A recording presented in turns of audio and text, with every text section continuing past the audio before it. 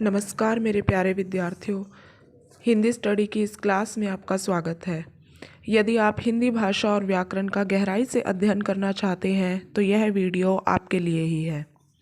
मैं आपको हिंदी व्याकरण के अध्ययन के लिए व्याख्या सहित नोट्स भी उपलब्ध करवाऊंगी, जो कि आपको विभिन्न प्रतियोगी परीक्षाओं में सहायक सिद्ध होंगे।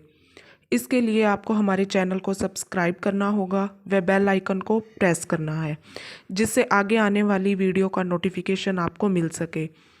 वीडियो को लाइक और शेयर अवश्य करें ताकि मुझे भी नई वीडियो बनाने के लिए मोटिवेशन मिलता रहे।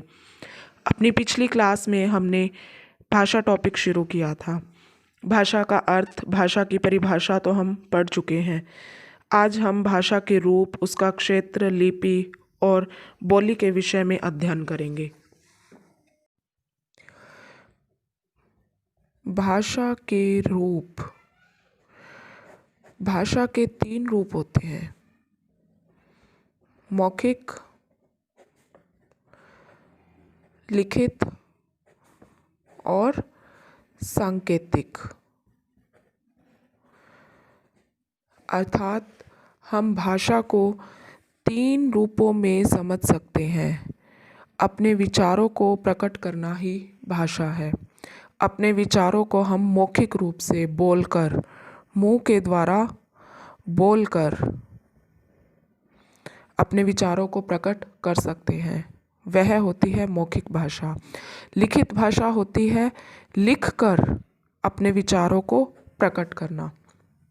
और सांकेतिक भाषा होती है संकेतों के माध्यम से, इशारों से किसी चीज़ को समझाना, वह भी भाषा के अंतर्गत ही आता है। संकेतों के माध्यम से अपने विचारों को प्रकट करना सांकेतिक भाषा कहलाती है। भाषा के ये 3 रूप हैं। इन 3 रूपों के द्वारा ही हम अपने विचार दूसरों तक पहुंचा सकते हैं। अब आता है भाषा का क्षेत्र।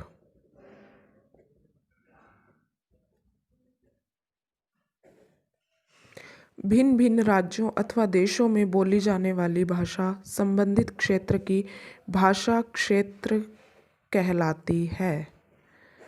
यानी जो भी अलग अलग राज्यों में,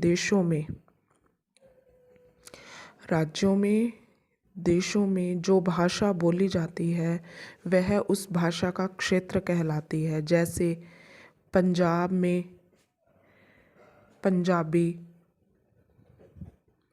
महाराष्ट्र में मराठी, इसी तरह अन्य राज्यों में जो भाषाएं बोली जाती हैं वह भाषा का क्षेत्र कहलाती हैं।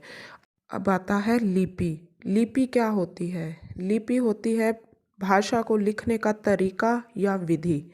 जिस तरीके से हम भाषा को लिखते हैं उसके जो संकेत हैं, उन संकेतों को, उन अक्षर चिन्हों को क्या कहते हैं? लिपि।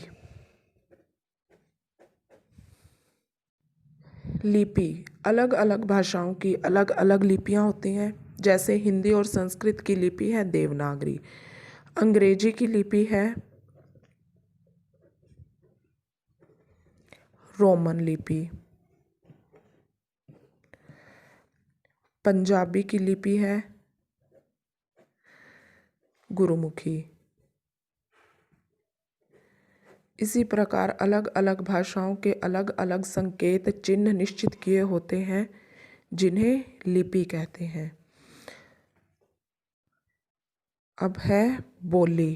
बोली किसे कहते हैं? भाषा के जिस रूप को क्षेत्रीय स्तर पर बोला जाता है, क्षेत्रीय स्तर पर बोले जाने वाली भाषा क्या कहलाती है? बोली। इसे संविधान में मान्यता प्राप्त नहीं होती है। हिंदी भाषा में प्रमुख रूप से 22 बोलियां हैं। कितनी बोलियां हैं? 22। जैसे उत्तर प्रदेश के बुंदेलखंड में बोली जाने वाली कौन सी बोली है? बुंदेलखंडी। इसी तरह बोली एक क्षेत्र तक सीमित होती है। ये पूरे देश या राज्य में इसका विस्तार नहीं होता। इसको जानने वालों की संख्या लोगों की बहुत कम होती है, वह बोली कहलाती है।